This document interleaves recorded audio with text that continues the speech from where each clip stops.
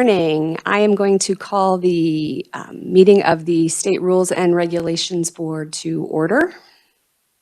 I think that we have some people on WebEx. Senator Warren, are you with us? Yes, I'm here to help. Thank you. And Mary Greb Hall, are you also on the line?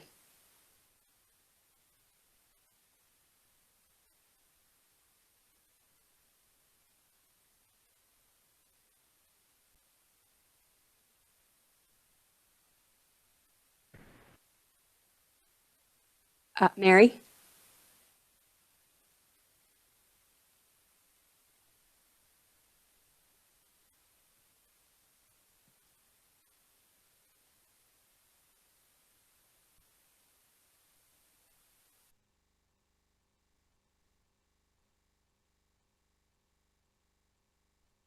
Muted, you say? Mary, do you need to unmute your telephone?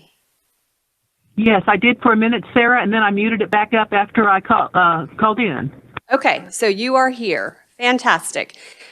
We will go ahead and get started.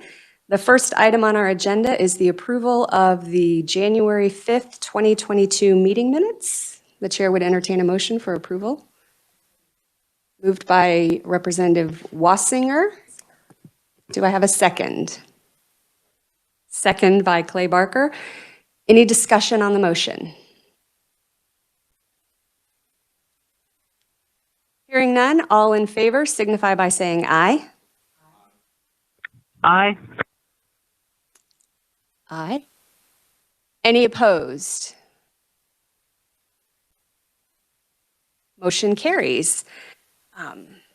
This morning on our agenda is the State Board of Nursing for proposed temporary rules and regulations 60-3-101 and 60-11-103 regarding licensure of practical nurses, registered nurses, and advanced practice registered nurses.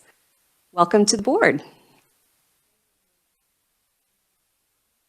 Is the light on? Okay, and if you would please identify yourself.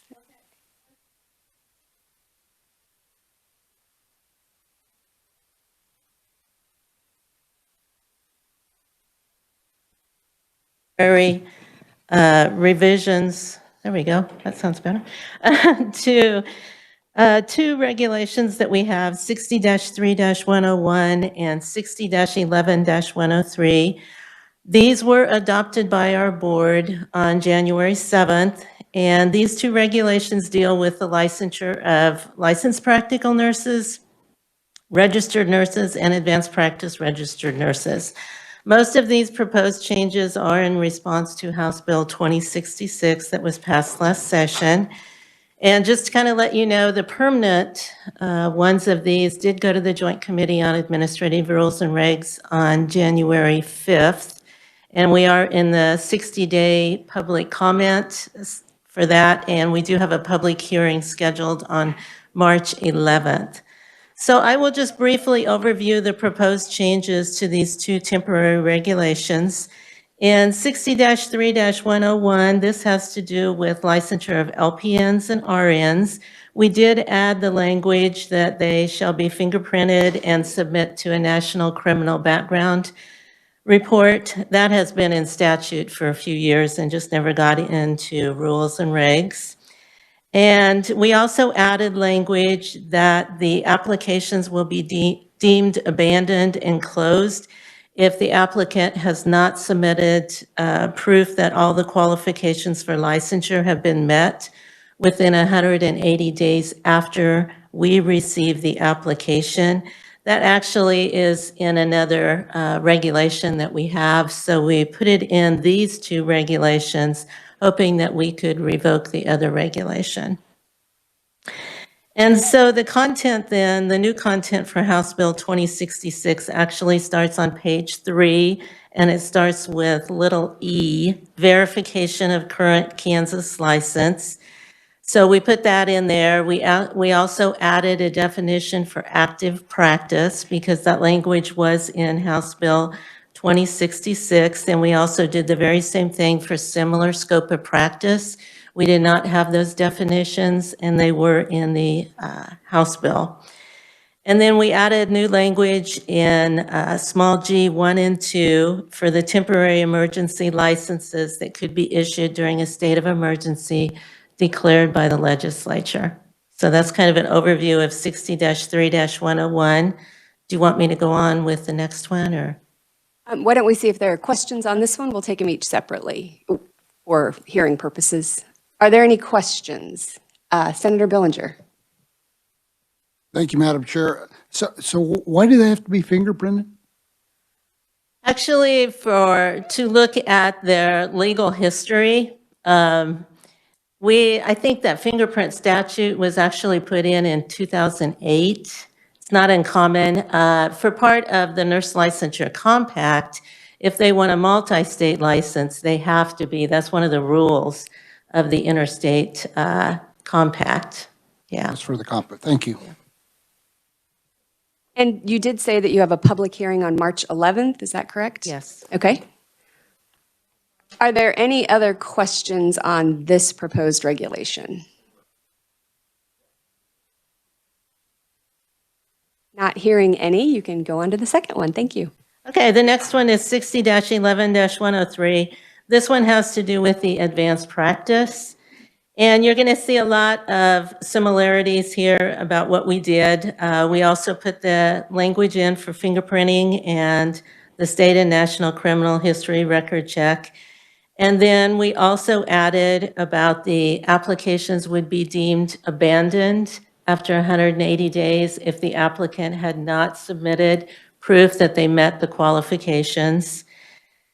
And then we just kind of cleaned it up a little bit and added some headers over each subsection that kind of gives an overview of what you would see in that subsection. We did that for the licensure. There's 4 roles of advanced practice registered nurse. And so this rules and reg kind of goes over the licensure for each of them. So you will see that we added headings for that. We also did headings for some of the education requirements. There's certain education requirements that the advanced practice registered nurse has to have, and we just kind of felt like it made it a little bit easier in looking at this to see the content that was in the subsections. And then we did the same thing for refresher course. And then actually on page 5 is the new content for House Bill 2066 that starts with verification of the current Kansas licensure. We added definitions for similar scope of practice and active practice, kind of like I mentioned with the other one, since the language was in House Bill 2066. And then we put the qualifications for a temporary emergency license that they could get to practice during a state of emergency declared by the legislature. That is also in this one. Thank you. Are there any questions? Representative Wassinger. Thank you, Madam Chair. I've heard some people say that the background checks are getting backed up nationwide. Would there be any reason why a background check might take longer than 180 days? Oh, no. I will just tell you typically what takes longer and why they do not get licensed as fast as they think they should is because they haven't submitted all of the information to us.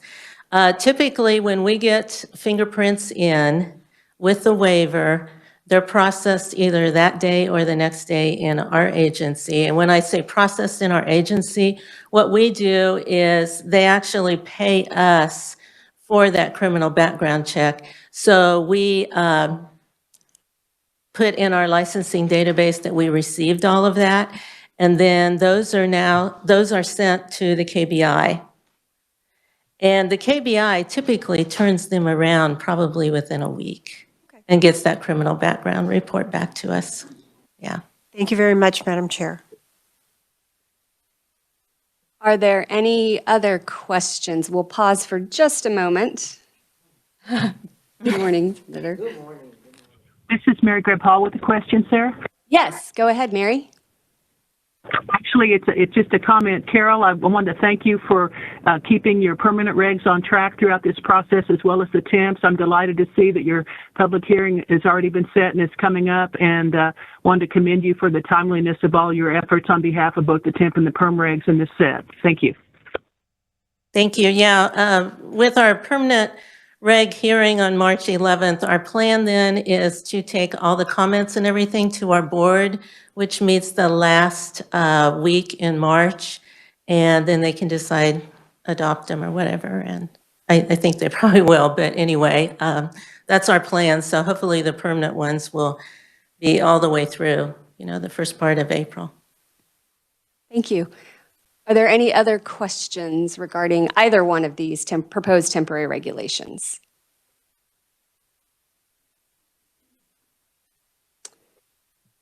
Thank you. Thank you for your time. Hearing none, the chair would entertain a motion. Mary Greb Hall with a motion to approve both temporaries. Thank you, Mary. Do I have a second? Second by Representative Wassinger. Any discussion?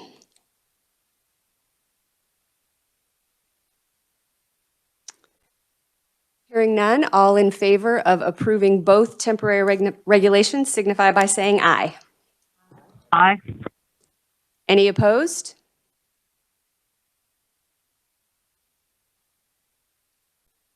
Hearing none, motion carries. I do not have any other business to come before the board today, nor do I have a possible date for our next meeting. I don't know that we have any temporary regulations that are quite ready yet. So when we get those, I will reach out and schedule our next meeting. Thank you all very much. And sorry for my tardiness, but better late than never. And welcome to our new members. Yes, and thank you. But you answered my question, so you don't know yet, but we'll be meeting in this room, whatever date we decide to meet. So the way the process works is when we have temporary regulations that are ready to come before the board, we reach out to the committee members and try to find an agreeable time and date, and then we find whatever room is available in this building on that day. Sometimes it's difficult to find a room at the right time, but we will do our very best, and we'll let you know ahead of time. Having no other business before the board, this meeting is adjourned. Thank you.